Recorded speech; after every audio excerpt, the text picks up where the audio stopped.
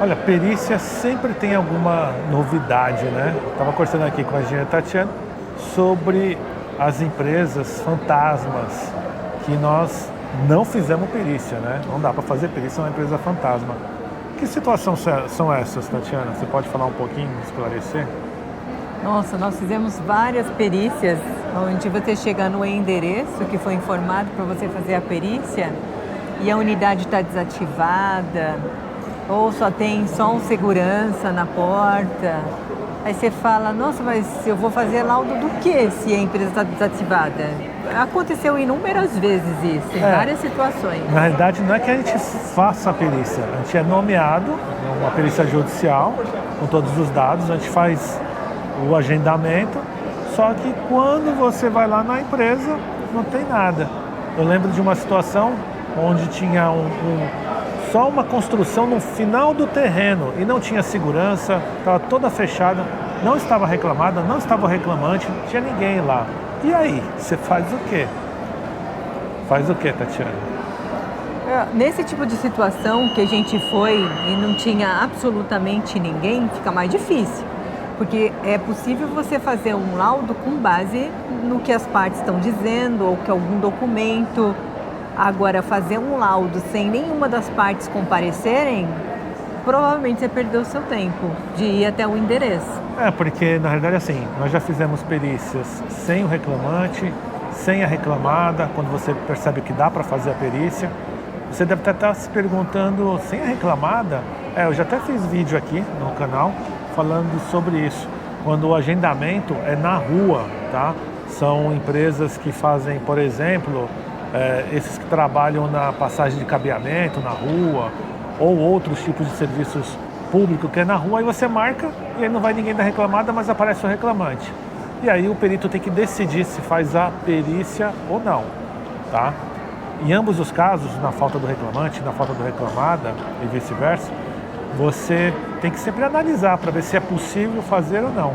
Já fizemos outros vídeos aqui no canal também falando sobre isso, certo? Mas muitas vezes, mesmo quando a unidade é desativada, o juiz te nomeia e ele sabe que a unidade é desativada e ele está te nomeando para resolver um problema, ou seja, fazer o laudo, né? Se a gente começa a devolver tudo, porque não tem um ambiente perfeito ou porque uma das partes não foi, a gente acaba criando entraves e não entrega o trabalho que o juiz está pedindo. Então, como eu falei, se tem uma das partes, ainda que o ambiente tenha sido descaracterizado, existem meios de você fazer o laudo e o juiz vai aceitar esse trabalho do perito. Sem dúvida, sem dúvida. Sempre tem que fazer essa análise fria. Cada caso é um caso. Perícia é muito assim, você não consegue padronizar uma situação para todas as outras situações. Não.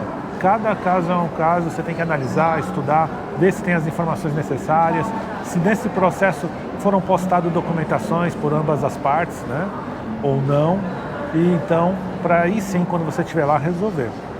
E muitas outras situações, você vai simplesmente devolver ou falar para o juiz que não tem condição de fazer porque não tinha ninguém, a empresa estava fechada, e às vezes até isso, ele, que nem a Tatiana falou, ele está precisando. Ou seja, ele fechar lá o processo, ele vai simplesmente fechar o processo porque nenhuma das partes tem interesse em continuar.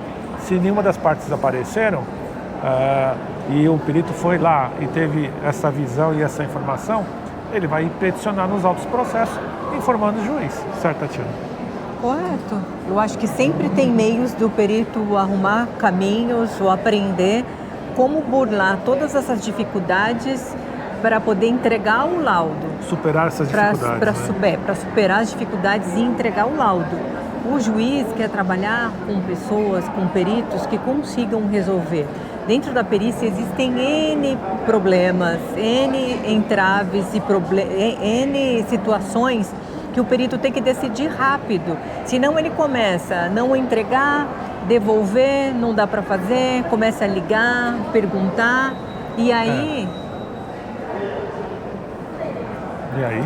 E aí, esse perito não é mais tão interessante para esse juiz. Ele precisa de alguém realmente que consiga auxiliá-lo nessa entrega desse laudo e na resolução de todas essas situações que são cotidianas das perícias.